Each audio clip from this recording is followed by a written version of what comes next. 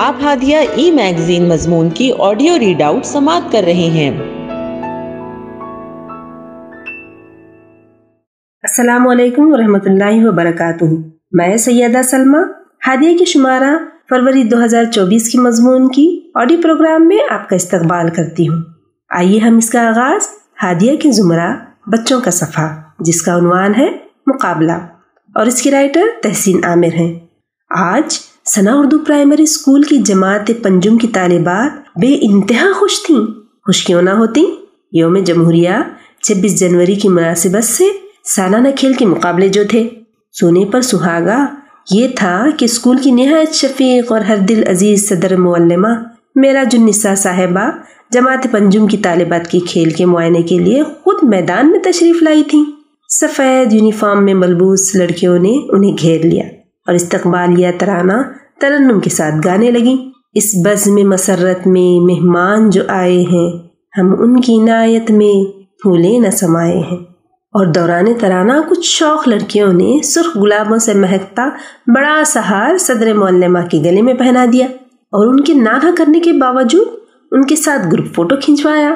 یہ سب کچھ طالبات نے اتنی تیزی سے کیا کہ معلمات تک حیران رہ گئیں، لیکن کم عمر طالبات کی پلاننگ سب کو پسند آئی اور انہوں نے طالبات کے لیے توصیفی تالیاں بجائیں۔ ہاں تو پھر مقابلے کی گھڑی آ گئی جس کا سب کو انتظار تھا۔ اسکول کا طویل و عریض میدان میں ہلکی سرخ مٹی، اس پر سفید پاؤڈر سے کی گئی مارکنگ، سب کچھ بہت خوبصورت دکھائی دے رہا تھا۔ کلاس ٹیچر صاحبہ نے مائک ہاتھ میں تھاما اور دوڑ کے مقابلے میں حصہ لینے والی طالبات کے نام پکارے۔ تمام طالبات تیزی سے مارکنگ لائن پر اپنی اپنی جگہ پر کھڑی ہو گئیں۔ ہمیشہ کی طرح کلاس کی تیز و ترار صغرا نے عین وسط میں جگہ لی۔ صغرا کو اپنے آپ پر کچھ زیادہ ہی زام تھا کیونکہ دوڑ کے مقابلے کا اس کا اپنا ریکارڈ قائم تھا۔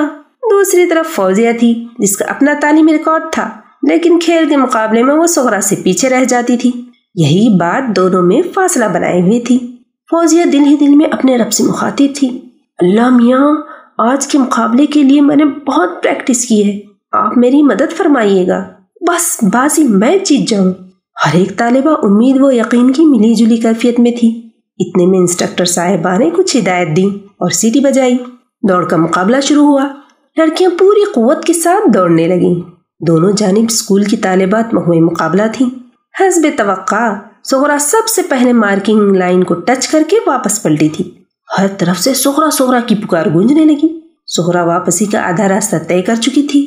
تبھی سب کو حیرانی ہوئی کہ فوزیہ نے بھی بڑی تیزی سے مارکنگ لائن کو ٹچ کیا اور بالکل صغرا کے قریب پہنچ گئی۔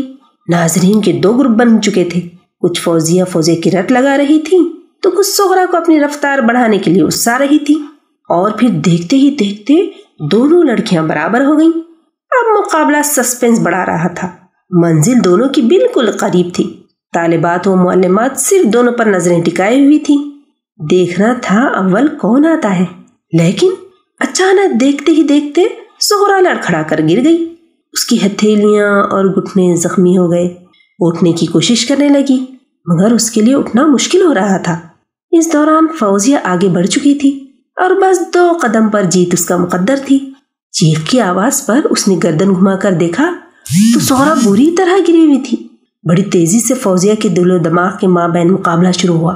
دماغ نے تیزی سے 2 قدم آگے بڑھنے کا حکم دیا جبکہ دل نے اسے آگے بڑھنے سے منع کر دیا۔ لمحے کے 1000ویں حصے میں فوزیہ فیصلہ کر چکی تھی۔ فوزیہ نے 2 قدم پیچھے ہٹ کر صغرا کو اٹھایا اور سائیڈ میں لے گئی۔ صغرا کی آنکھوں سے آنسو جاری تھے، اسے چوٹ سے زیادہ مقابلے میں ہارنے کی تکلیف ہو رہی تھی۔ فوزیہ نے صغرا کو کرسی پر بٹھایا، اس کے کپڑوں سے مٹی صاف کی۔ صغرا اور فوزیہ مقابلے سے خارج ہو گئی تھی۔